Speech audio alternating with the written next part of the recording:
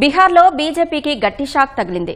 BJP అధ్యక్షుడు నబీన్ రాజీనామా చేసిన బంకీపూర్ అసెంబ్లీ ఉప ఎన్నికలో ప్రశాంత్ కిషోర్ విజయ ఢంకా మోగించారు. మరింత సమాచారం మా ప్రతినిధి అరుణ్ గ్రౌండ్ రిపోర్ట్.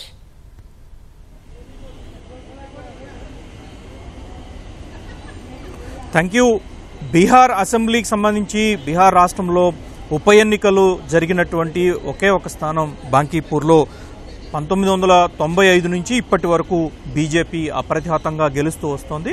అటువంటి ఎన్నికలు ఇప్పుడు ఉప ఎన్నికలు రావడంతో కేవలం అక్కడ పోటీ చేసి గెలిచినటువంటి బీజేపీ జాతీయ అధ్యక్షుడిగా ఎన్నికైన నితిన్ నబీన్ పోటీకి సంబంధించినటువంటి విషయంలో నితిన్ నబీన్ అక్కడ రాజీనామా చేసి రాజ్యసభకు రావటము, బీజేపీ జాతీయ అధ్యక్షుడిగా ఇక్కడ ఢిల్లీ కేంద్రంగా పనిచేస్తూ ఉన్నటువంటి నేపథ్యంలో రెండు చోట్ల కొనసాగటం అనేది కుదరదు. కాబట్టి బీహార్ అసెంబ్లీ ఎన్నికలకు సంబంధించినటువంటి విషయంలో గెలుపొందిన అతి కొద్ది సమయంలోనే బీహార్ తాను పోటీ చేసి గెలిచినటువంటి బాంకీపూర్ నియోజకవర్గానికి ఎమ్మెల్యేగా రాజీనామా చేసి ఎంపీగా తదుపరి ఆయన కార్యాచరణను ఇక్కడి నుంచి ప్రారంభించారు.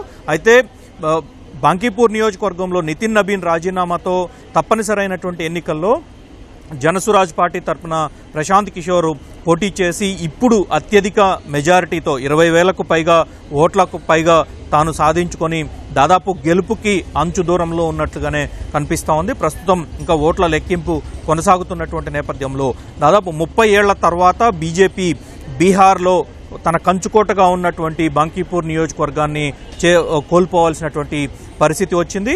30 ఏళ్ల తర్వాత ఎందుకు ఈ విధంగా రీసెంట్గా అంటే గత ఏడాది జరిగినటువంటి అసెంబ్లీ ఎన్నికల్లో విజయఢంకా మోగించినటువంటి బీజేపీ తర్వాత రాష్ట్రంలో మారినటువంటి పరిణామాల నేపథ్యంలో అప్పటి వరకు నితీష్ కుమార్ సీఎంగా ఉన్నప్పటికీ నితీష్ కుమార్ని తిరిగి రాజ్యసభకి తీసుకురావటము, ఆ తర్వాత బీహార్లో బీజేపీ ప్రభుత్వం ఏర్పడటము ఇవన్నీ జరుగుతున్నటువంటి క్రమంలోనే నితిన్ నబీన్ కూడా రాజ్యసభకు రావటము, రాజ్యసభకు వచ్చిన తర్వాత తన అసెంబ్లీ సీటుకి రాజీనామా చేయడంతో ఈ ఎన్నికలు తప్పనిసరి అయ్యాయి.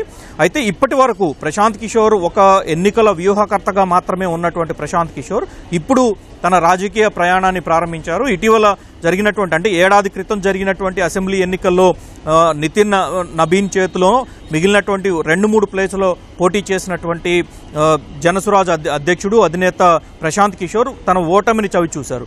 అయితే అతి కొద్ది సమయంలోనే నితిన్ నబీన్ స్థానంలో పోటీ చేసినటువంటి ప్రశాంత్ కిషోర్ ఇప్పుడు గెలుపు దిశగా తన చివరి అడుగు వేయబోతున్నారు.